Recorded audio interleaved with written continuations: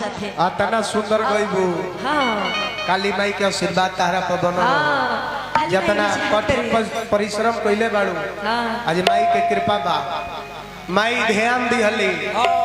आज तो दुनिया के लोग पूछता कि कहाँ बारी नेहाराज कहाँ बारी नेहाराज बोलाव। माई के कृपा बनल बा। दिने रात पटना स्टूडियो में बुक रहताड़ू। अब आवाज साथ नहीं खेदत कि तू कलाकार के साथ दो। लेकिन पहले कलाकार लोग साथ तहार ना देते रहे। लेकिन आज माई के देन हो कि दिने रात तू बुक रहताड़ू। ई काली माई के आशीर्वाद हो।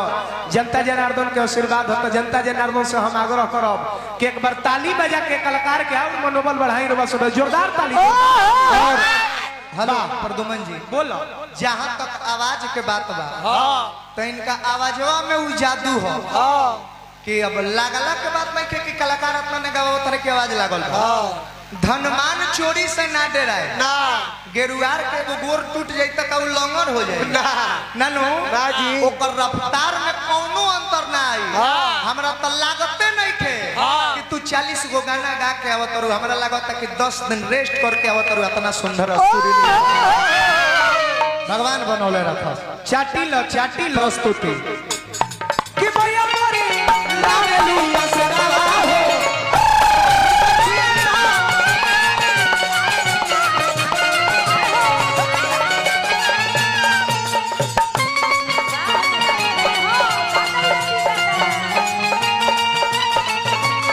हमारा दिल से खेला और कोरी है ओकर काली माई विचार करी है ओकर काली माई विचार करी है ओकर काली माई विचार करी है ओकर काली माई विचार करी हमरा दिल से खेला और कोरी है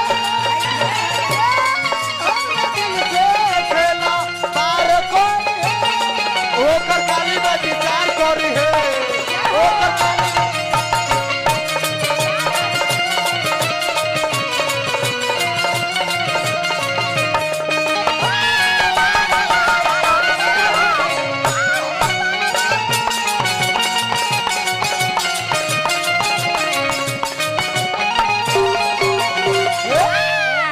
हाय देखा तनी आशीर्वाद के कमी भई हाय रुपया के बरसात हो गई एगो गिर गल बा नीचा।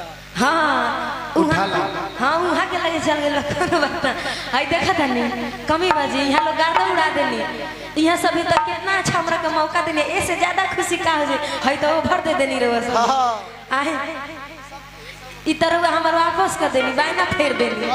ई सब प्रेम हो। ई सब कलाकार के प्यार के चिन्ह हां ई भैया मतलब हमरा संगीत से लगाव बा। सबका के हमनी के थोड़े पैसा देने जा हमनी के तो ई चाह रहेला कि कहां से कौन श्रद्धालु भक्त आवस की 100-200 हमनी के दे दे।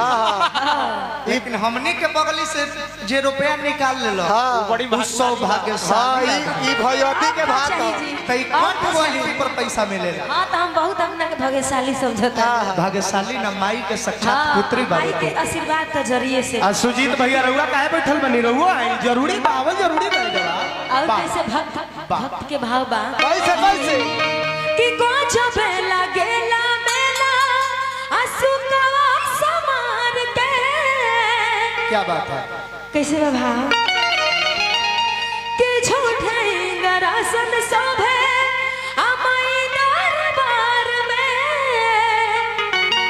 बाहर बाहर चली कैसे साथे साथे कि कोच बेला गेला मेला सुकवा समार के